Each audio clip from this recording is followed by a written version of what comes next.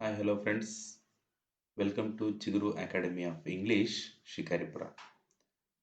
ಸ್ನೇಹಿತರೆ, ಯಾರೆಲ್ಲ GPSTRಗೆ ಪ್ರಿಪೇರ್ ಆಗ್ತಾ ಇದ್ದೀರಿ, ನಾನು ನಿಮ್ಮ ಜೊತೆ ಫಸ್ಟು ಇದ್ರದ್ದು ಸಿಲೆಬಸ್ಸನ್ನು ಮಾಡೋಕ್ಕಿಂತ ಫಸ್ಟು ಇದು ಏನೇನು ಸಿಲೆಬಸ್ ಇದೆ, ಮತ್ತು ಈಗ ನಿನ್ನೆ ತಾನೇ GPSTRದು C&Rನ ಬಿಡುಗಡೆ ಮಾಡಿದ್ದಾರೆ. ಇದರಲ್ಲಿ ಏನೆಲ್ಲ ಚೇಂಜಸ್ ಆಗಿದೆ ಅನ್ನೋದನ್ನು ಸ್ವಲ್ಪ ನಿಮಗೆ ಗೊತ್ತಿದೆ ಆಲ್ರೆಡಿ. ಸ್ವಲ್ಪ ನಾನು ಕ್ಲಾಸ್ ಸ್ಟಾರ್ಟ್ ಮಾಡೋಕ್ಕಿಂತ ಫಸ್ಟ್ ಇದ್ರ ಬಗ್ಗೆ ಮಾಹಿತಿ ಕೊಟ್ಟು ನನ್ನ ಕ್ಲಾಸನ್ನು ಸ್ಟಾರ್ಟ್ ಮಾಡ್ತೀನಿ ಸ್ನೇಹಿತರೆ. ಡಿಗ್ರಿಯಲ್ಲಿ 8% ತೊಗೊತಾರೆ, ಡಿಗ್ರಿಯಿಂದ B.Edಯಿಂದ 2% ತೊಗೊತಾರೆ. ನೆಕ್ಸ್ಟು TETಯಿಂದ 20%, CETಯಿಂದ ಕಾಮನ್ ಎಂಟ್ರೆನ್ಸ್ ಟೆಸ್ಟ್ ಇದೆಯಲ್ಲ, ಇದರಿಂದ 70% ತಗೊಳ್ತಾರೆ. ಹಿಂದೆ ಇದನ್ನು 50% ತೊಗೊತಾ ಇದ್ರು, ಅರ್ಥ ಆಗ್ತಿದೆಯಾ? ಇದನ್ನು 20% ತೊಗೊತಾ ಇದ್ರು, ಇದನ್ನು 10% ತೊಗೊತಾ ಇದ್ರು, ಇದನ್ನು 20% ತೊಗೊತಾ ಇದ್ರು. ಹಿಂಗಾಗಿ ಏನಾಗ್ತಾ ಇತ್ತಪ್ಪ ಅಂತ ಹೇಳಿದ್ರೆ, ಈ ಬ್ಯಾಕಪ್ ಸ್ಕೋರ್ ಯಾರೆಲ್ಲ ಕಮ್ಮಿ ಇದೆ ಅವ್ರದ್ದು ಏನಾಗ್ತಾ ಇತ್ತು ಅಂತ ಹೇಳಿದ್ರೆ, ಇಲ್ಲೇ ತುಂಬ ಡ್ರಾ ಆಗ್ತಿದ್ರು, ಅವರು ತುಂಬ ಡ್ರಾಬ್ಯಾಕ್ ಆಗ್ತಾ ಇದ್ರು. ಸೊ ಇದೊಂದು ತುಂಬ ಒಳ್ಳೆ ಕೆಲಸ ಅಂತ ಹೇಳ್ಬೋದು. ಇದನ್ನು ನಾವು ಸ್ವಾಗತಿಸುತ್ತಾ, ಈಗ ಇದ್ರ ಸಿಲೆಬಸ್ GPSTR ಇಂಗ್ಲೀಷ್ನ ಸಿಲೆಬಸ್ನ ನಾವು ನಿಮ್ಮ ಜೊತೆ ಡಿಸ್ಕಷನ್ ಮಾಡ್ತಾ ಇದ್ದೀನಿ. ಸ್ನೇಹಿತರೆ, ನಿಮ್ಗೆ ಗೊತ್ತಿದೆ, ಇಂಗ್ಲೀಷ್ ಅಂತ ಹೇಳಿದ್ರೆ ಒಂದು ಏರಿಯಾಸ್ಗಳಿದ್ದಾವೆ, ಫೋಕಸ್ಡ್ ಏರಿಯಾಸ್ ಅಂತ ಹೇಳಿ ಕರಿತೀವಿ ಅವನ್ನ. ಆ ಫೋಕಸ್ಡ್ ಏರಿಯಾಸನ್ನು ನಾವು ನಿಮ್ಮ ಜೊತೆ ಡಿಸ್ಕಷನ್ ಮಾಡ್ತೀನಿ ಸ್ನೇಹಿತರೆ. 5 ರೀತಿಯಾದಂತಹ ಫೋಕಸ್ಡ್ ಏರಿಯಾ ಇದೆ. ಏರಿಯಾ 1 ಏನು ಹೇಳುತ್ತೆ ಅಂತ ಹೇಳಿದ್ರೆ, ರೀಡಿಂಗ್ ಕಾಂಪ್ರಹೆನ್ಷನ್ ಮೀನ್ಸ್ ಅನ್ಸಿನ್ ಪ್ಯಾಸೇಜಸ್ ಅಂತ ಹೇಳಿ. ನೋಡೋಣ ಅದು ಏನು ಅಂತ ಹೇಳಿ ಗೊತ್ತಾಗುತ್ತೆ ನಿಮಗೆ ನೆಕ್ಸ್ಟ್. ಎರಡನೇ ಏರಿಯಾ ಯಾವುದಪ್ಪ ಅಂತ ಹೇಳಿದ್ರೆ, ವೊಕಾಬ್ಯುಲರಿ. ಆಸ್ ಎ ಇಂಗ್ಲೀಷ್ ಟೀಚರು ನಾವು ಏನು ಮಾಡಬೇಕು ಅಂತ ಹೇಳಿದ್ರೆ, ನಮ್ಮ ಡೇ ಟು ಡೇ ಲೈಫಲ್ಲಿ ಸ್ವಲ್ಪ ಇಷ್ಟು ಅಂಥೇಳಿ ವೊಕಾಬ್ಯುಲರಿನ ಯೂಸ್ ಮಾಡಬೇಕಾಗತ್ತೆ. ಯಾಕೆ ಅಂತ ಹೇಳಿದ್ರೆ, we are all English teachers, you no.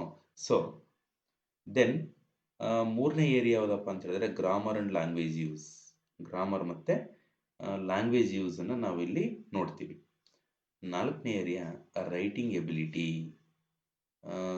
English teacher ಅಂತ ಹೇಳಿದ್ರೆ ಸಮಾಜದ ಎಕ್ಸ್ಪೆಕ್ಟೇಷನ್ ತುಂಬ ಇರುತ್ತೆ. ಏನಪ್ಪ ಅಂತ ಹೇಳಿದ್ರೆ, ಅವ್ರ ಹತ್ರ ಏನೋ ಒಂದು ಬ್ಯಾಂಕಿಗೆ ಹೋಗಿರ್ತೀರ, ಅದನ್ನು ಇಂಗ್ಲೀಷಲ್ಲಿ ಏನೋ ಒಂದು ಲೆಟ್ರ್ ಬರೀರಿ, ಅಥವಾ ಏನೋ ಒಂದು ಲೆಟ್ರ್ ಬಂದಿರುತ್ತೆ, ಅದನ್ನು ಓದಿರಿ ಅಂತಾರೆ, ಅಥವಾ ಒಂದು ಲೆಟ್ರ್ ಬರೀರಿ ಅಂತಾರೆ. ಸೊ ಇವನ್ನೆಲ್ಲ ಅರ್ಥ ಮಾಡ್ಕೋಬೇಕು ಅಥವಾ ಓದಬೇಕು ಅಂತ ಹೇಳಿದ್ರೆ, you should know before writing ability. ನಿಮ್ಗೆ ಆ ಎಬಿಲಿಟಿ ಇದ್ದರೆ ಮಾತ್ರ ನೀವು ಅದನ್ನು ಓದ್ತೀರಾ. Then methodology. As we know that ಎಲ್ಲ B.Ed ಮಾಡಿದ್ದೀವಿ. B.Edಲ್ಲಿ ನಾವು ಈ ಒಂದು ಪೆಡಗಾಗಿ ಓದಿರ್ತೀವಿ. ಈ ಪೆಡಗಾಗಿನೇ ಇಲ್ಲಿ ಏನಾಗಿದೆ ಅಂತ ಹೇಳಿದ್ರೆ, ಮೆಥಡ್ಸ್ ಮತ್ತು ಅಪ್ರೋಚಸ್ ಆಗಿದೆ ಸ್ನೇಹಿತರೆ. ನಾವು ಇದನ್ನು ಈ ಸಿಲೆಬಸ್ನ ಒಂದೊಂದೇ ಆಗಿ ನೋಡ್ತಾ ಹೋದ್ವಿ ಅಂತ ಹೇಳಿದ್ರೆ, ಫಸ್ಟ್ ಯಾವುದಪ್ಪ ಅಂತ ಹೇಳಿದ್ರೆ, ಈ ರೀಡಿಂಗ್ ಕಾಂಪ್ರಹೆನ್ಷನಲ್ಲಿ ನೋಡಿ, ಕಾಂಪ್ರಹೆನ್ಷನ್ ಅಂತ ಹೇಳಿದ್ರೆ ಗ್ರಹಿಕೆ. ಗ್ರಹಿಕೆ ಅಂತೇಳಿ ಫಸ್ಟ್ ನಾವು ಸಿಲೆಬಸ್ನ ಅರ್ಥ ಮಾಡ್ಕೊಂಡ್ರೆ, ಇಂಗ್ಲೀಷಲ್ಲಿ ಒಂದು ಮಾತಿದೆ, ಏನು ಹೇಳಿ? ಎಸ್, ಹೌದು, ಅದೇ. ಏನು ಹೇಳಿ? A good begin is of done ಅಂತ ಹೇಳಿ. A good begin is of done ಅಂತ ಹೇಳಿ. ಅಂದರೆ ಯಾರೆಲ್ಲ GPSTR ಪ್ರಿಪೇರ್ ಆಗ್ತಾ ಇದ್ದೀರಿ, ನೀವು ಸುಮ್ಮನೆ ರೂಢಾಗಿ ಓದಕ್ಕೆ ಹೋಗ್ಬೇಡ್ರಿ ಸ್ನೇಹಿತರೆ. ನಾನು ನಿಮಗೆ ಒಂದು ಸಜೆಷನ್ ಕೊಡೋದೇನಪ್ಪ ಅಂತ ಹೇಳಿದ್ರೆ, first you should know syllabus in ಡೆಪ್ತಾಗಿ ಸಿಲೆಬಸ್ನ ತಿಳ್ಕೊಬೇಕು ನಾವು. ಪ್ರೋಸ್ ಇದೆ, prose, poetry, conversations, essay and articles, reports. Sir ಭಾಳ ಈಸಿ ಇದೆ ಅಲ್ಲ ಸರ್ ಇದು ಅಂತ ಅಂತೀರಲ್ವಾ? ಎಸ್, ಹೌದು, it seems to be easy, but it understand should be difficult. ಇದನ್ನ ಅರ್ಥ ಮಾಡ್ಕೊಂಡಿದೆಯಲ್ಲ, ತುಂಬ ಕಷ್ಟ. ಯಾಕೆ ಅಂತ ಹೇಳಿದ್ರೆ, ಪ್ರೋಸು ಮತ್ತು ಪೊಯೆಟ್ರಿನ ನಾವು ಒಂದೂರಲ್ಲಿ ಒಂದು ರಾಜ ಇದ್ದಂತೆ, ಇವೆಲ್ಲ ಈ ಥರದವೆಲ್ಲ ಓದ್ತೀವಿ. ಆದರೆ ನಮಗೆ ಕೊಡ್ತಕ್ಕಂಥದ್ದು ನಮ್ಮ ಲೆವೆಲ್ಗೆ. ಯಾಕೆ ಅಂತ ಹೇಳಿದ್ರೆ, ಕಾಂಪಿಟೇಷನ್ ತುಂಬ ಇದೆ ಸ್ನೇಹಿತರೆ. Please keep in your mind. Competition ತುಂಬ ಇರೋದ್ರಿಂದ ನಮ್ಮನ್ನು ಆದಷ್ಟು ಏನು ಮಾಡೋಕ್ಕೆ ನೋಡ್ತಾರೆ ಅಂತ ಹೇಳಿದ್ರೆ, ಅಲ್ಲಿ ಜಾಲರಿ ಅಂದರೆ ಸೋಸಕ್ಕೆ ನೋಡ್ತಾರೆ. ಅರ್ಥ ಆಗ್ತಿದೆಯಲ್ವಾ?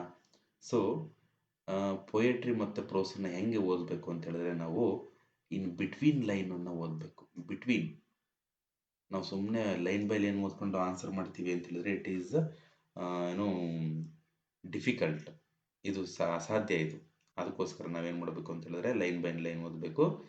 Then along with conversations, essay and articles, reports, ಇವನ್ನೆಲ್ಲದನ್ನು ಕೂಡ ನಾವೇನು ಮಾಡಬೇಕು ಅಂತ ಹೇಳಿದ್ರೆ ಡೆಪ್ತಾಗಿ ಓದಿದಾಗ ಮಾತ್ರ ಕೆಳಗೆ ಕೊಟ್ಟಿರ್ತಕ್ಕಂತಹ ಕ್ವಶನ್ಸ್ಗಳನ್ನು ನಾವು ಈಸಿಯಾಗಿ ಅಟೆಂಡ್ ಮಾಡೋಕ್ಕೆ ಸಾಧ್ಯ. ಅರ್ಥ ಆಗ್ತಿದೆಯಾ? ಈಸಿಯಾಗಿ ಅಟೆಂಡ್ ಮಾಡೋಕ್ಕೆ ಸಾಧ್ಯ. So ಅನ್ಸಿನ್ passages are the passages ನಾವು ಇದನ್ನ ಎಕ್ಸಾಮಲ್ಲಿ ಮಾತ್ರ ನೋಡೋಕ್ಕೆ ಸಾಧ್ಯ. ನಾವು ಎಷ್ಟೇ ಪ್ರಾಕ್ಟೀಸ್ ಮಾಡಿದರೂ ಕೂಡ ಎಕ್ಸಾಮಲ್ಲಿ ನಮ್ಮ ಗ್ರಹಿಕೆಗೆ ಮೀರಿ ಕೇಳಿರ್ತಕ್ಕಂತಹ ಕ್ವಶನ್ಸ್ಗಳು ಇಲ್ಲಿ ಬರ್ಬೋದು. So B prepare. ಇದು ಈ ಒಂದು ಪಾರ್ಟ್ ಇದೆಯಲ್ಲ, ನಾನು ಸಾಲ್ವ್ ಮಾಡ್ತೀನಿ, ಆದರೆ ನಿಮಗೆ ಗೊತ್ತಿರಲಿ ಇದೆಲ್ಲ ಅನ್ಪ್ರಿಡಿಕ್ಟ್. ನಾವು ಇದನ್ನು ಪ್ರಿಡಿಕ್ಟ್ ಮಾಡೋಕ್ಕಾಗಲ್ಲ. ಇದೆಲ್ಲ ಏನಿದು ಅನ್ಪ್ರಿಡಿಕ್ಟ್. ನಾವು ಇದನ್ನು ಪ್ರಿಡಿಕ್ಟ್ ಮಾಡೋಕ್ಕೆ ಆಗಲ್ಲ. ಅರ್ಥ ಆಗ್ತಿದೆಯಲ್ವಾ? ಇನ್ನು ಈ ಒಂದು ಎರಡನೇ ಏರಿಯಾ ಇದೆ. ಎರಡನೇ ಏರಿಯಾ ಯಾವುದಪ್ಪ ಅಂತ ಹೇಳಿದ್ರೆ ಈ ವೊಕಾಬ್ಯುಲರಿ ಆ್ಯಂಡ್ ಲ್ಯಾಂಗ್ವೇಜ್ ಯೂಸ್ ಅಂತೇಳಿ.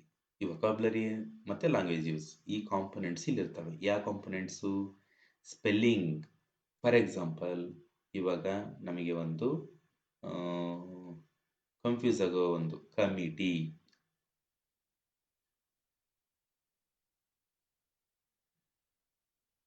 ಇದು ನಿಜವಾದ ಸ್ಪೆಲ್ಲಿಂಗ್. ಇದು COMMITTE, ಕಮಿಟಿ ಅಂತೇಳಿ. ಈ ಒಂದು ಸ್ಪೆಲ್ಲಿಂಗ್ ಎರರ್ಸನ್ನು ಕೊಡ್ತಾನೆ ಅವನು. ನಮ್ಮನ್ನು ಕನ್ಫ್ಯೂಸ್ ಮಾಡೋಕ್ಕೆ ಬೇರೆ ಬೇರೆ ಸ್ಪೆಲ್ಲಿಂಗ್ 4 ಸ್ಪೆಲ್ಲಿಂಗ್ಗಳನ್ನು ಕೊಡ್ತಾನೆ. ಅದರಲ್ಲಿ ನಾವು ಒಂದನ್ನೇ ಚೂಸ್ ಮಾಡಬೇಕಾಗುತ್ತೆ. ಈ ಥರ ಒಂದು ಕ್ವಶನ್ಸ್ ಇರುತ್ತೆ. ನಾನು ನಿಮ್ಮ ಜೊತೆ ಇದನ್ನು ಡಿಸ್ಕಷನ್ ಮಾಡ್ತೀನಿ. ತುಂಬ ಇದ್ದಾವೆ ಈ ಥರ ವರ್ಡ್ಸು. Next sounds. ಈ ಸೌಂಡ್ಸ್ ಅಂತ ಇದೆ. ಏನಪ್ಪ ಅಂತ ಹೇಳಿದ್ರೆ ಇಲ್ಲಿ ಸೌಂಡ್ಸು, ಸಿಂಬಲ್ಸು, ಸಿಲಬಿಫಿಕೇಶನ್ ಅಂತ ಇದೆ. ಸಿಲಬಿಫಿಕೇಶನ್, ಕಮಿಟಿ ಎಷ್ಟು ಸಿಲೆಬಲ್ ಇದೆ, ಈ ಥರದನ್ನೆಲ್ಲ ಸಿಲೆಬಲ್ ಆಗಿರ್ಬೋದು, ಸಿಂಬಲ್ಸ್ ಆಗಿರ್ಬೋದು, ಇವನ್ನೆಲ್ಲ ಅವನೇನು ಮಾಡ್ತಾನೆ ಅಂತ ಹೇಳಿದ್ರೆ ಕೇಳೋ ಚಾನ್ಸಸ್ ಇದೆ. ಮತ್ತು ಸಿನಾನಿಮ್ಸ್ ಮತ್ತು ಆಂಟೋನಿಮ್ಸ್. ಸಿನಾನಿಮ್ಸ್ ಅಂತ ಹೇಳಿದ್ರೆ ಸಮಾನಾರ್ಥಕ ಪದಗಳು, ಆಂಟೋನಿಮ್ಸ್ ಅಂತ ಹೇಳಿದ್ರೆ ವಿರುದ್ಧಾರ್ಥಕ ಪದಗಳು. ನಮಗೆ ಗೊತ್ತಿದೆ. ನಂಬರ್ಸಲ್ಲಿ ಸಿಂಗ್ಯುಲರು, ಪ್ಲ್ಯೂರಲ್ಲು ಮತ್ತು ಜೆಂಡರ್. ಈ ನೌನಲ್ಲಿ ಬರ್ತದೆ. ನೌನಲ್ಲಿ ಬರ್ತಕ್ಕಂತಹ ಇದರಲ್ಲಿ ಎಸ್ನ ಯಾವಾಗ ಸೇರಿಸ್ಬೇಕು, ಪ್ಲ್ಯೂರಲ್ ಮಾಡಬೇಕಾದಾಗ ಎಸ್ನ ಯಾವಾಗ ಸೇರಿಸ್ಬೇಕು, ಈ ಥರದ್ದೆಲ್ಲ ತುಂಬ ರೂಲ್ಸ್ ಇದೆ. ಆ ಸೆಟ್ ಆಫ್ ರೂಲ್ಸ್ನ ನಾನು ನಿಮ್ಮ ಜೊತೆ ಡಿಸ್ಕಷನ್ ಮಾಡ್ತೀನಿ ಸ್ನೇಹಿತರೆ. ನೆಕ್ಸ್ಟ್ ಒನ್ ವರ್ಡ್ ಸಬ್ಸ್ಟಿಟ್ಯೂಷನ್ ಅಂತ ಹೇಳಿ. ಫಾರ್ ಎಕ್ಸಾಂಪಲ್, ಇವಾಗ ಒನ್ ಹೂ ಟ್ರೀಟ್ ಪೇಷಂಟ್, ಅವ್ರನ್ನ ಏನಂತ ಕರಿತೀವಿ? ಡಾಕ್ಟರ್ ಅಂತ ಹೇಳಿ ಕರಿತೀವಲ್ವಾ? ಎಸ್. ಈ ರೀತಿ ಒನ್ ವರ್ಡ್ ಸಬ್ಸ್ಟಿಟ್ಯೂಷನ್ಸ್ ಒಂದು ಸುಮಾರು 100-150 ಕಲ್ತ್ಕೊಂಡ್ಬಿಟ್ರೆ ನಮಗೆ ಈಸಿ ಆಗುತ್ತೆ. ಹೋಮೋನಿಮ್ಸ್ ಮತ್ತು ಹೋಮೋಫೋನ್ಸ್. ಹೋಮೋನಿಮ್ಸ್ ಅಂತ ಹೇಳಿದ್ರೆ ಈಗ ಫಾರ್ ಎಕ್ಸಾಂಪಲ್ ಅಡ್ರೆಸ್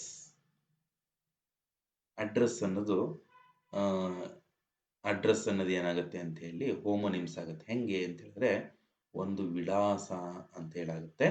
ಅದೇ ಅಡ್ರೆಸ್ಸು ಕುರಿತು ಮಾತನಾಡು ಅಂತ ಆಗುತ್ತೆ. ಕುರಿತು ಮಾತನಾಡೋದು. ಅರ್ಥ ಆಗ್ತಿದೆಯಾ? ಈ ರೀತಿ ಹೋಮೋನಿಮ್ಸ್ ಮತ್ತು ಹೋಮೋಫೋನ್ಸ್. ಹೋಮೋಫೋನ್ಸ್ ಅಂತ ಹೇಳಿದ್ರೆ ಫಾರ್ ಎಕ್ಸಾಂಪಲ್, ಇವಾಗ ಟು, TOO2, TWO2 ನೋಡ್ರಿ, pronunciation should be same. To ಅಂದರೆ ಗೇಕೆ, ಟು ಅಂದರೆ ಜಾಸ್ತಿ, ಟು ಅಂದರೆ 2. ಅರ್ಥ ಆಗ್ತಿದೆಯಲ್ವಾ? ಎಸ್. ಇದನ್ನು ಹೋಮೋಫೋನ್ಸ್ ಅಂತ ಹೇಳಿ ಕರಿತೀವಿ. Next proverbs. Half of the proverb ಅವ್ರು ಕೊಡ್ತಾರೆ, ನಾವು half of the a stitch in time ಅಂತ ಕೊಡ್ತಾನೆ. ಎ ಸ್ಟಿಚ್ ಇನ್ ಟೈಮ್ ಅಂತ ಹೇಳಿ ಕೊಡ್ತಾನೆ. ಇನ್ನು ಹಾಫ್ ಪ್ರವರ್ಬ್ನ ನಾವೇನು ಮಾಡಬೇಕಾಗತ್ತೆ? ನಾವು ಫಿಲ್ ಮಾಡಬೇಕಾಗತ್ತೆ. ಸೇವ್ಸ್ 9 ಅಂತ ಹೇಳಿ ಏನು ಮಾಡಬೇಕು? ನಾವು ತುಂಬಬೇಕು. ನಮಗೆ ಗೊತ್ತಿದ್ರೆ ಮಾತ್ರ ನಾವು ತುಂಬಕ್ಕೆ ಸಾಧ್ಯ ಅಲ್ವಾ? ಇಡಿಯಮ್ಸ್ ಇರುತ್ತೆ, ಫ್ರೇಸಸ್ ಇರುತ್ತೆ, ಕಲೋಕೇಶನ್ಸ್ ಇರುತ್ತೆ. Please keep in your mind. Affixes in that prefix, suffix ಇರುತ್ತೆ. Prefix, suffix, add prefix of the word, that is prefix, add suffix of the word is suffix. Then clauses ಇರುತ್ತೆ. ಕ್ಲಾಸಸ್ಸಲ್ಲಿ clauses ಮತ್ತು phrases ಇರುತ್ತೆ. Phrase ಇರುತ್ತೆ, clause ಮತ್ತು phrase ಇರುತ್ತೆ. ಇಷ್ಟೆಲ್ಲ ಒಂದು ವೊಕಾಬ್ಯುಲರಿನ ನಾವು ಕಲ್ತಿರಬೇಕು. ಅವ್ರು ನಮ್ಮಿಂದ ಅಪೇಕ್ಷೆ ಪಡೋದೇನಪ್ಪ ಅಂತ ಹೇಳಿದ್ರೆ, as A GPSTR teacher, he or she should know these concept ಅಂತ ಹೇಳಿ ಅವರ ಒಂದು ಕಲ್ಪನೆ. ಇದು ಸರಿನೇ. ಯಾಕೆ ಅಂತ ಹೇಳಿದ್ರೆ ಯಾರೆಲ್ಲ ನೆಕ್ಸ್ಟ್ ಇವಾಗ GPST ಟೀಚರ್ ಆಗ್ತೀರಿ ಅವರು ಮುಂದೆ ಆ, ನೀವು ಕಲಿಸ್ತಕ್ಕಂತಹ ಮಕ್ಕಳಿಗೆ ಒಂದು ಉತ್ತಮವಾದ ಭವಿಷ್ಯವನ್ನು ಕೊಡಬೇಕಾಗಿರುತ್ತೆ. ಸೊ ಇವೆಲ್ಲ ಗೊತ್ತಿರಲೇಬೇಕು. ಒಬ್ಬ ಇದೆಲ್ಲ ಕಾಮನ್ ನಾಲೆಡ್ಜ್ ಅಂತ ಹೇಳಿ ಅನ್ಕೋಬಹುದು. ನೆಕ್ಸ್ಟ್ ಮೂರನೇ ಏರಿಯಾ ಯಾವುದಪ್ಪ ಅಂತ ಹೇಳಿದ್ರೆ ಗ್ರಾಮರ್ ಮತ್ತೆ ಲ್ಯಾಂಗ್ವೇಜ್ ಯೂಸ್. ಇಲ್ಲಿ ನೋಡಿ ಇದ್ರ ಕಾಂಪೊನೆಂಟ್ಸ್ ಏನಿದೆ ಅಂತ ಹೇಳಿದ್ರೆ ಈ ಒಂದು ಗ್ರಾಮರ್ ಅಲ್ಲಿ ಪಾರ್ಟ್ಸ್ ಆಫ್ ಸ್ಪೀಚ್ ಇರುತ್ತೆ. ನಿಮಗೆ ಗೊತ್ತು 8 ಪಾರ್ಟ್ಸ್ ಇದೆ ಪ್ಲಸ್ 1 ಆರ್ಟಿಕಲ್, 9 ಪಾರ್ಟ್ಸ್ ನಾವು ಇಲ್ಲಿ ಕಲಿಲೇಬೇಕು. ನೆಕ್ಸ್ಟ್ ಟೈಮ್ ಅಂಡ್ ಟೆನ್ಸಸ್ ಒಂದು 16 ಟೆನ್ಸ್ ಇದಾವ್ರಿ. ಏನ್ ಸರ್ 12 ಇದಾವೆ 16 ಅಂತಿರಲ್ಲ. ಎಸ್, ನನ್ನ ಕ್ಲಾಸನ್ನು ಫಾಲೋ ಮಾಡಿ, ನಮಗೆ ಗೊತ್ತಾಗುತ್ತೆ ಎಷ್ಟಿದಾವೆ ಅಂತೇಳಿ. ನಾನು ನಿಮಗೆ ನಿರೂಪಿಸ್ತೀನಿ. ಸುಮ್ಮನೆ ಯಾವುದನ್ನು ಕೂಡ ಸುಮ್ಮನೆ ಬಾಯಿ ಚಟಕ್ಕೆ ಹೇಳಲ್ಲ, ನಿಮಗೆ ನಿರೂಪಿಸ್ತೀನಿ. 16 ಟೆನ್ಸಸ್ ಇದಾವೆ. Yes, active and passive voices. Then degrees of comparison ಇದೆ, ಕ್ವಶನ್ ಟ್ಯಾಗ್ ಇದೆ, ಕ್ವಶನ್ಸ್ ಮತ್ತೆ ಕ್ವಶನ್ ಟ್ಯಾಗ್ ಇದೆ. ಕ್ವಶನ್ಸ್ ಅಲ್ಲಿ 3 ಟೈಪ್ ಇದೆ, ಅದರಲ್ಲಿ ಬರ್ತಕ್ಕಂತಹ ಟ್ಯಾಗ್ ಕೂಡ ಒಂದು. Next punctuation and error correction. Yes, punctuations ಬಗ್ಗೆ ನಾವು ಕಲಿಲೇಬೇಕು. ಸುಮಾರು ಒಂದು 15 ಪಂಕ್ಚುಯೇಷನ್ಸ್ ಇದಾವೆ. ಮೇಯ್ನ್ ಆಗಿ ಇದ್ರ ಬಗ್ಗೆ ಫೋಕಸ್ ಮಾಡಲೇಬೇಕು ನಾವು. ಮತ್ತೆ ಕರೆಕ್ಷನ್ಸ್, ಫ್ರೇಸಲ್ ವರ್ಬ್ಸ್ ಇದಾವೆ. ಫ್ರೇಸಲ್ ವರ್ಬ್ಸ್ ಪ್ರಿಪೋಸಿಷನ್ ಪ್ಲಸ್ ವರ್ಬ್ನ ಫ್ರೇಸಲ್ ವರ್ಬ್ಸ್ ಅಂತ ಹೇಳಿ ಕರಿತೀವಿ. Types of sentences, simple sentence ಅಂತ ತಿಳ್ಕೋಬೇಕು, ಕಾಂಪೌಂಡ್ ಸೆಂಟೆನ್ಸ್ ಅಂತ ತಿಳ್ಕೋಬೇಕು, ಕಾಂಪ್ಲೆಕ್ಸ್ ಸೆಂಟೆನ್ಸ್ ಅಂತ ತಿಳ್ಕೋಬೇಕು. Along with direct indirect speech ಅನ್ನು ಕೂಡ ನಾವು ತಿಳ್ಕೋಬೇಕಾಗುತ್ತೆ ಸ್ನೇಹಿತರೆ. ಇಲ್ಲಿ next figure of speech. 14 figure of speech ಇದೆ. ಈ 14 ತಿಳ್ಕೊಂಡ್ರೆ ಸಾಕು. Communication skills is nothing but language function ಅಂತ ಹೇಳಿ ಕರಿಬಹುದು.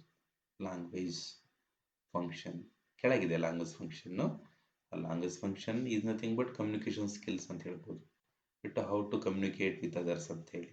ಎಸ್, ಈ ಎಲ್ಲ ಒಂದು ಪಾರ್ಟ್ಗಳು ನಾವು ಗ್ರಾಮರ್ ಅಲ್ಲಿ ನೋಡ್ತೀವಿ. ತುಂಬಾ ಎಂಜಾಯ್ ಮಾಡ್ಕೊಂಡು ಕಲಿತಾರೆ ಸ್ನೇಹಿತರೆ ಈ ಒಂದು ಪಾರ್ಟ್ ಅನ್ನು. ಎಸ್, ನೆಕ್ಸ್ಟ್ ಈ 4th ಏರಿಯಾ ಬಂದ್ಬಿಟ್ಟು ರೈಟಿಂಗ್ ಎಬಿಲಿಟಿ ಅಂತೇಳಿ. ರೈಟಿಂಗ್ ಎಬಿಲಿಟಿ ಅಂತ ಹೇಳಿದ್ರೆ as A teacher of English he should know common errors in writing. ಅವನು ಓದಬೇಕಾದ್ರೆ while he reading he should identify the errors. ಅವನು ಐಡೆಂಟಿಫೈ ಮಾಡಬೇಕು. ದೆನ್ ಓನ್ಲಿ ಏನು ನಾವು ಅವ್ರ ಬಗ್ಗೆ ಒಂದು ರೆಸ್ಪೆಕ್ಟ್ ಅನ್ನ ಮೂಡ್ಸೋಕೆ ಸಾಧ್ಯ. Identifying and correcting errors in use of articles, prepositions, tenses, verb forms, spelling, punctuation, cohesive devices. Yes sir, ಎಲ್ಲ ಅರ್ಥ ಆಯ್ತು ಸರ್. ಆರ್ಟಿಕಲ್ ಅರ್ಥ ಆಯ್ತು, ಪ್ರಿಪೊಸಿಷನ್ಸ್ ಅರ್ಥ ಆಯ್ತು, ಟೆನ್ಸಸ್ ಅರ್ಥ ಆಯ್ತು, ವರ್ಡ್ ಫಾರ್ಮ್ ಅರ್ಥ ಆಯ್ತು, ಸ್ಪೆಲ್ಲಿಂಗ್ ಅರ್ಥ ಆಯ್ತು, ಪಂಕ್ಚುಯೇಷನ್ ಅರ್ಥ ಆಯ್ತು. Sir, what is cohesive devices sir? Yes dear students, linker ಅಂತ ಗೊತ್ತಾ ನಿಮಗೆ? ಅಥವಾ ಇದನ್ನ ಕಂಜಂಕ್ಷನ್ ಅಂತ ಗೊತ್ತಾ? ಕಂಜಂಕ್ಷನ್ ಅನ್ನ ನಾವೇನಂತ ಕರಿತೀವಿ? ಕೋಹೆಸಿವ್ ಡಿವೈಸಸ್ ಅಂತ ಕರಿತೀವಿ. ಅರ್ಥ ಆಯ್ತಾ? ಎಸ್. ಮತ್ತಿದ್ಯಾವುದೋ ಕಂಪ್ಯೂಟರ್ದು ಒಂದು ವರ್ಡ್ ನ ತೆಗೆದು ಹಾಕಿದಾರಲ್ಲಪ್ಪ ಇಂಗ್ಲಿಷಿಗೆ ಅನ್ಕೋಬೇಡಿ.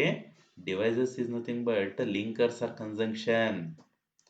Guided and free composition, writing completing stories, paragraph writing, descriptive, narrative, argumentative, process type, ಇವೆಲ್ಲ ರೈಟಿಂಗ್ ಸ್ಕಿಲ್ ಕೂಡ ನಿಮಗೆ ಗೊತ್ತಿರಬೇಕು. ಎಸ್, ಎಲ್ಲದಕ್ಕೊಂದು ಫಾರ್ಮೆಟ್ ಇದೆ, ಒಂದು standard format. Later we will discuss writing personal and official letters. Yes, personal letter, official letter ಒಂದು format ಇದೆ. ಆ ಫಾರ್ಮೆಟ್ ತಿಳ್ಕೊಂಡ್ಬಿಟ್ರೆ ನಮ್ಗೆ ಇದೇ ಬರುತ್ತೆ ಅಂತಲ್ಲ, ಫಾರ್ಮೆಟ್ ಪ್ರಕಾರ ಬರೆದ್ರೆ ಸಾಕು ಅವರಿಗೆ. ಅರ್ಥ ಆಗ್ತಿದೆಯಾ? Writing a notice. ನೀವು ನೆಕ್ಸ್ಟ್ ಒಂದು ಸ್ಕೂಲಿಗೆ ಹೋಗ್ತೀರಿ, ಸ್ಕೂಲಲ್ಲಿ ಇವತ್ತೊಂದು ಏನೋ ಒಂದು ಫಂಕ್ಷನ್ ಇರುತ್ತೆ, ಅದಕ್ಕೆ ನೋಟಿಸ್ ಕೊಡಬೇಕು. ನೋಟಿಸ್ ರೈಟಿಂಗ್ ಬರೆಯೋದು ಗೊತ್ತಿರಬೇಕು. ಮೆಸೇಜಲ್ಲೇ ನಾವು ಅವ್ರಿಗೆ ನೋಟಿಸ್ ಕಳಿಸೋದು. Slogan writing, placard writing, advertisement, email, ಇವೆಲ್ಲ ಕೂಡ ಒಬ್ಬ ಇಂಗ್ಲಿಷ್ ಟೀಚರ್ಗೆ ಗೊತ್ತಿರಬೇಕು ಅನ್ನೋದು ನಮ್ಮ ಸಮಾಜದ ಕಳಕಳಿ ಅಲ್ವಾ? Yes, making a diary entry. ನಾವು ಈಸಿ ಅನ್ಕೊಂಡಿದ್ದೀವಿ, ಸುಮ್ಮನೆ ಇವತ್ತೆಲ್ಲ ಮಾಡಿದ್ದು ಹೋಗಿ ಸುಮ್ಮನೆ ಬರೆಯೋದು ಅಲ್ಲ. ಅದು ಒಂದು ವ್ಯವಸ್ಥಿತವಾದ ಒಂದು ಫಾರ್ಮೆಟ್ ಇದೆ. Just we have to follow the format. Writing essay ಬರೆಯೋದು ಹೆಂಗೆ, articles, profile, biographical sketch. Yes ನೋಡಿ, ಸುಮ್ಮನೆ ನಮಗೆ ಕರೆದು ಬಾರಪ್ಪ ಕೂತ್ಕೋ ಕೆಲಸ ಮಾಡು ಅಂತ ಹೇಳಲ್ಲ ಯಾರು ಕೂಡ. ಇಷ್ಟೆಲ್ಲ ನಾಲೆಡ್ಜನ್ನು ಹೊಂದಬೇಕು ಅನ್ನೋದು ನಮ್ಮ ಒಂದು ಸರ್ಕಾರದ ಆಸೆ ಅಲ್ವಾ. ಎಸ್ 5ನೇ ಕಾಂಪೊನೆಂಟು ಯಾವುದಪ್ಪ ಅಂತ ಹೇಳಿದ್ರೆ ಅದು ಮೆಥಡ್ಸ್ ಆ್ಯಂಡ್ ಅಪ್ರೋಚಸ್. ನಾವು ಆಲ್ರೆಡಿ ಕಲ್ತಿದ್ದೀವಿ ಇದ್ರ ಬಗ್ಗೆ. ಇದನ್ನು ಕೂಡ ನಾವು ಗಮನ ಇಟ್ಟು ಕಲಿಬೇಕು. ಒಂದು 10ರಿಂದ 15 ಕ್ವಶನ್ಸು ಬರ್ತವೆ ಇಲ್ಲಿ ಈ ಒಂದು ಏರಿಯಾದಲ್ಲಿ. So we have to focus. Listen. A brief history of language ಅಂದ್ರೆ ಏನು, ಎಲ್ಲಿಂದ ಬಂತು ಆ ವರ್ಡು, ಮತ್ತು ಆ ಲ್ಯಾಂಗ್ವೇಜ್ನ ಹಂಗೆ ಏನು ಅದನ್ನು ಬಿಡಿಸಿ ಬರೆದಾಗ ಹೆಂಗೆ ಪ್ರೊನೌನ್ಸ್ ಆಗುತ್ತೆ, ಎಲ್ಲ ಅದ್ರದ್ದು ಡೆಪ್ತ್ ನಾಲೆಡ್ಜ್ ಇರಬೇಕು. ಟೀಚಿಂಗ್ ರೀಡಿಂಗ್ ಮತ್ತು ರೈಟಿಂಗ್ ಬಗ್ಗೆ ಗೊತ್ತಿರಬೇಕು. ಮೀನ್ಸ್ ಇಂಗ್ಲೀಷಲ್ಲಿ ಸ್ಕಿಲ್ಸ್ ಇದ್ದಾವೆ. ಲ್ಯಾಂಗ್ವೇಜ್ ಅಂತ ಹೇಳಿದ್ರೆ ಸ್ಕಿಲ್ ಇರುತ್ತೆ ಅಲ್ಲಿ. ಲ್ಯಾಂಗ್ವೇಜಲ್ಲಿ LSRW ಅಂತೇಳಿ ಇದರಲ್ಲಿ ಲಿಸನಿಂಗು, ಸ್ಪೀಕಿಂಗು, ರೀಡಿಂಗ್, ರೈಟಿಂಗು ಅದ್ರ ಬಗ್ಗೆ ಕೇಳ್ತಾನೆ. ಲ್ಯಾಂಗ್ವೇಜ್ ಫಂಕ್ಷನ್ಸ್ ಇದೆ ಇಲ್ಲಿ. ಎಸ್, ಒಬ್ಬ ಹುಡುಗ ಒಳಗೆ ಬರಬೇಕು ಅಂದರೆ ಅದನ್ನ ಏನಂತ ಕರಿತೀವಿ, ಅವನು ಏನು ತೊಗೊತಾನೆ, ಪರ್ಮಿಷನ್ ತೊಗೊತಾನೆ. ಟೀಚರ್ ಏನು ಮಾಡ್ತಾರೆ, ಪರ್ಮಿಷನ್ ಕೊಡ್ತಾರೆ. ಇವೆಲ್ಲ ಇಲ್ಲೆಲ್ಲ ಬರ್ತವೆ. Then spoken skills, listening, speaking, communicative grammar, language learning resources, ಮತ್ತು understanding language acquisition, developing language skills, resources for teaching learning, TLM ಬಗ್ಗೆ ಕೇಳ್ತಾನೆ. TLM ಅಂತ ಹೇಳಿದ್ರೆ ಗೊತ್ತು ನಿಮಗೆ, ಟೀಚಿಂಗ್ ಲರ್ನಿಂಗ್ ಮೆಟೀರಿಯಲ್ ಅಂತ ಹೇಳಿ. English assessing language learning and remedial teaching ಬಗ್ಗೆ ಕೇಳ್ತಾನೆ. ಓಕೆ, ಮತ್ತು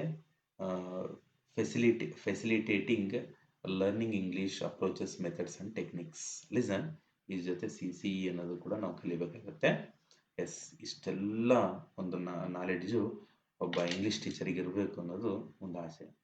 ಇದ್ರ ಜೊತೆಗೆ ಈ ಒಂದು ಸರ್ಕಾರದಿಂದನೇ ಮೀನ್ಸ್ ಈ ಒಂದು ಸೆಲ್ಲಿಂದ ಏನು ಮಾಡಿದ್ದಾರೆ ಅಂತ ಹೇಳಿದ್ರೆ, ಈ ಬುಕ್ಸ್ಗಳನ್ನು ರೆಫರ್ ಮಾಡಿದರೆ ಒಳ್ಳೆಯದು ಅಂಥೇಳಿ ಹೇಳಿದ್ದಾರೆ. ಯಾವುದು 1 to 7th ವರೆಗೆ ವರ್ಕ್ ಬುಕ್ಸ್ ಇದೆ ಗೊತ್ತಾ.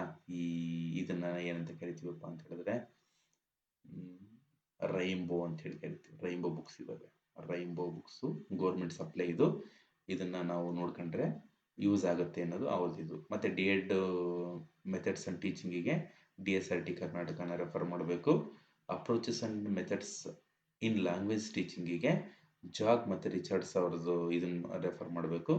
ಡಿಕ್ಷನರಿ ಮತ್ತು ಥೆಸಸ್ಸಿಗೆ Cambridge Oxford dictionary. English grammar ಮತ್ತು ಕಾಂಪೋಸಿಷನ್ಗೆ PC Wren and Martin book. Next contemporary English ಗ್ರಾಮರಿಗೆ GD ಮೂರ್ತಿ ಅಂಥೇಳಿ. Cambridge English pronouncing dictionary Daniel Jones. Oxford English grammar course Michael Swan and Catherine Walter ಅಂಥೇಳಿ. Then English vocabulary ನ್ಯೂಸಿಗೆ Stuart Redman ಅಂಥೇಳಿ. Practical English peg ಅಂತ ಹೇಳಿ ಇದನ್ನು AJ Thoms and A ಮಾರ್ಟಿನೇಟ್ ಅಂಥೇಳಿ. Structural ಡ್ರಿಲ್ಸಿಗೆ Thomson and ಮಾರ್ಟಿನೇಟ್ ಅಂಥೇಳಿ. ಈ ಬುಕ್ಸ್ಗಳನ್ನು ರೆಫರ್ ಮಾಡಿರಿ ಅಂಥೇಳಿ ಅವರೇ ಕೊಟ್ಟಿದ್ದಾರೆ. ಯಾಕೆ ಅಂತ ಹೇಳಿದ್ರೆ ಈ ಬುಕ್ಸ್ಗಳನ್ನು ಅಕಸ್ಮಾತ್ ನೆಕ್ಸ್ಟು ಒಂದು ಕ್ವಶನ್ ಪೇಪರ್ ಬರುತ್ತೆ, ಕ್ವಶನ್ ಪೇಪರಲ್ಲಿ ಆನ್ಸರ್ ಇರುತ್ತೆ, ಎಲ್ಲ ಆದಮೇಲೆ ನಾವು ಅಬ್ಜೆಕ್ಷನ್ ಹಾಕಬೇಕು ಅಂತ ಹೇಳಿದ್ರೆ ಈ ಬುಕ್ಸ್ಗಳನ್ನು ರೆಫರ್ ಮಾಡಿದರೆ ಈ ಬುಕ್ಸ್ಗಳಿಂದ ಏನಾದರೂ ಮಾಹಿತಿ ಸರಿಯಾಗಿದ್ದು ಅವ್ರು ಕೊಟ್ಟ ಮಾಹಿತಿ ಸರಿಯಾಗಿಲ್ಲ ಅಂತ ಹೇಳಿದ್ರೆ ಅಬ್ಜೆಕ್ಷನ್ ಏನಾಗುತ್ತೆ ಅಂತ ಹೇಳಿದ್ರೆ ಸ್ಟ್ಯಾಂಡ್ ಆಗುತ್ತೆ. ಎಸ್, ಇದಾಗಿತ್ತು ಇವತ್ತಿನ ಕ್ಲಾಸಸ್ಸು. ಏನೇ ಡೌಟ್ಸ್ ಇದ್ದರೂ ಕಮೆಂಟ್ ಬಾಕ್ಸಲ್ಲಿ ಹಾಕಿ. ನಾನು ಫ್ರಮ್ ಟುಡೇ ಆನ್ವರ್ಡ್ಸ್ ನಿಮ್ಮ ಜೊತೆ ಸದಾ ಟಚಲ್ಲಿರ್ತೀನಿ ಅಂತ ಹೇಳ್ತಾ ನಮಸ್ತೆ ಸ್ನೇಹಿತರೆ.